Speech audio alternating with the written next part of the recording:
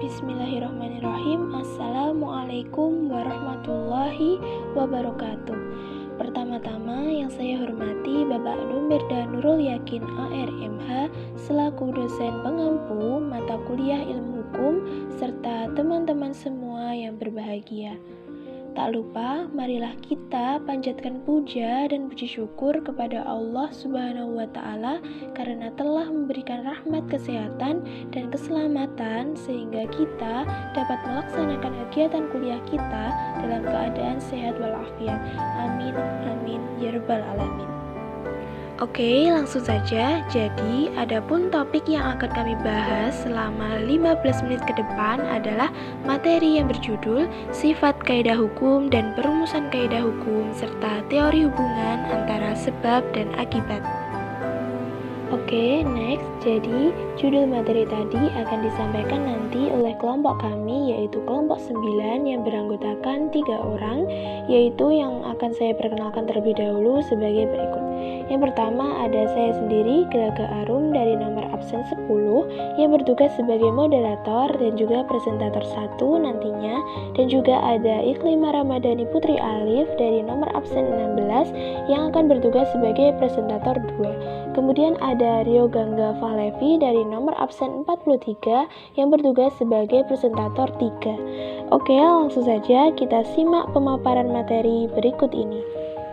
Materi pertama yaitu sifat kaidah hukum yang akan disampaikan oleh saya sendiri yaitu Gelagah Arum. Sifat kaidah hukum.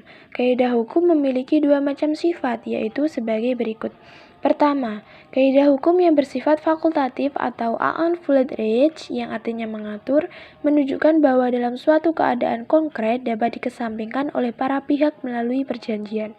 Dalam arti kaidah hukum fakultatif, tidak secara a priori mengikat, tetapi melengkapi, subsidiar, dan dispositif. Kalau seseorang hendak melakukan perbuatan tertentu, A misalnya, ia bebas untuk menggunakan atau tidak menggunakan kaidah hukum yang mengatur perbuatan A itu. Akan tetapi, kalau ia menggunakannya, ia terikat.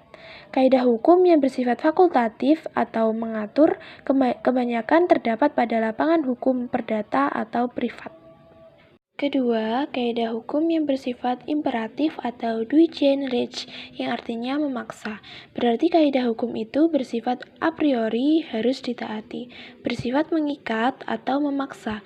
Jika seseorang hendak melakukan perbuatan tertentu, A misalnya, maka ia harus menaati kaidah hukum yang mengatur perbuatan A. Contoh kaidah hukum yang bersifat imperatif pada umumnya terletak pada bidang hukum publik, khususnya hukum pidana. Ditinjau dari segi isinya, kaidah hukum itu dapat dibagi menjadi 3 bagian, yaitu yang pertama, kaidah hukum yang berisikan suruhan atau gibot. Kemudian yang kedua ada kaidah hukum yang berisikan larangan atau verbot. Kemudian yang ketiga ada kaidah hukum yang berisikan kebolehan atau mojen. Di bidang hukum publik, seperti hukum pidana, kebanyakan peraturan kaidahnya berisikan larangan. Misalnya, hukum perdata pengaturannya pada umumnya berisikan kebolehan. Di bidang hukum tata negara atau hukum administrasi negara, kebanyakan pengaturannya berisikan suruhan atau perintah. Kaidah-kaidah hukum yang berisikan suruhan dan larangan bersifat imperatif atau Duijin-Recht, keharusan atau memaksa. Sedangkan yang berisikan kebolehan adalah bersifat fakultatif atau unfully-Recht yang artinya dapat melengkapi atau mengatur. Selanjutnya, kita simak pemaparan materi yang kedua, yaitu perumusan kaidah hukum yang akan disampaikan oleh Iklimah Ramadhani. Saya persilahkan. Baik. Terima kasih kepada pemateri yang pertama. Saya lanjutkan ke materi yang kedua, perumusan kaidah hukum. Perumusan kaidah hukum ada 2 macam, yaitu pertama, hipotesis atau bersyarat, yaitu yang menunjukkan adanya hubungan antara kondisi, sebab dengan konsekuensi akibat tertentu. Contohnya, A. Ilmu hukum yang bertujuan untuk memahami perilakuan manusia, sepanjang perilakuan manusia tersebut merupakan isi tata kaidah hukum. Ilmu hukum ini dibuat deskripsi tata kaidah hukum yang diciptakan oleh perbuatan manusia. yang harus diterapkan dan ditaati perbuatan itu. B. Perumusan yang dihasilkan terbentuknya hypothetical judgments, yakni akibat atau konsekuensi tertentu harus terjadi sesuai dengan tata kaidah tertentu, atau bisa disebut dengan imputansi atau pertanggungjawaban. C. Hubungan antara sebab dan akibat hypothetical judgments yang juga disebut pandangan bersyarat dirumuskan dalam rules of law dan dalil alam.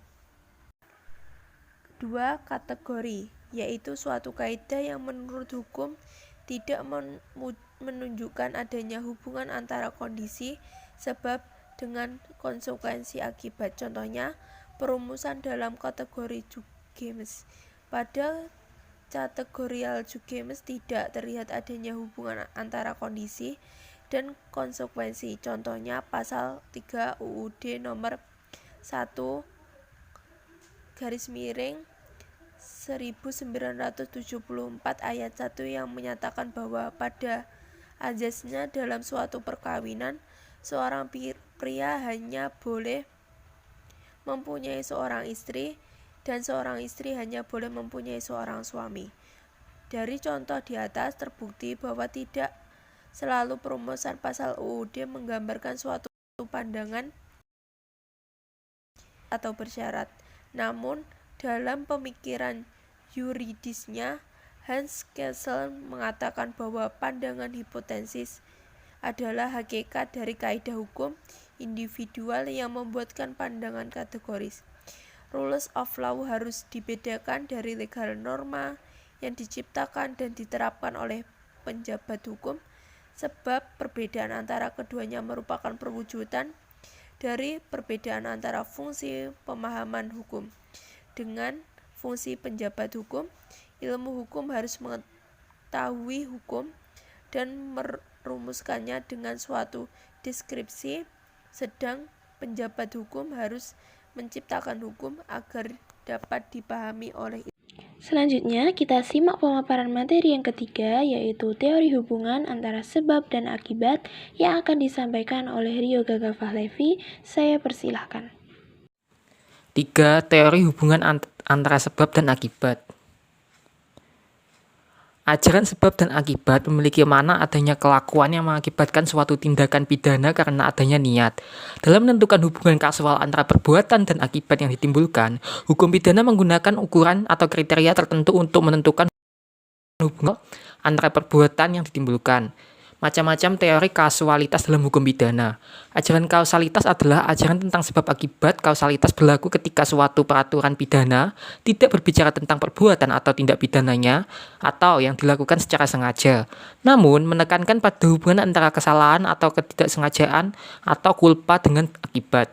Dengan demikian, sebelum mengulas unsur kesalahan, hakim pertama-tama menetapkan ada tidaknya hubungan kausal antara suatu tindakan dan akibat yang muncul. Jadi, ajaran kausalitas menentukan pertanggungjawaban untuk delik yang dirumuskan secara material, mengingat akibat yang ditimbulkan merupakan unsur dari delik itu sendiri.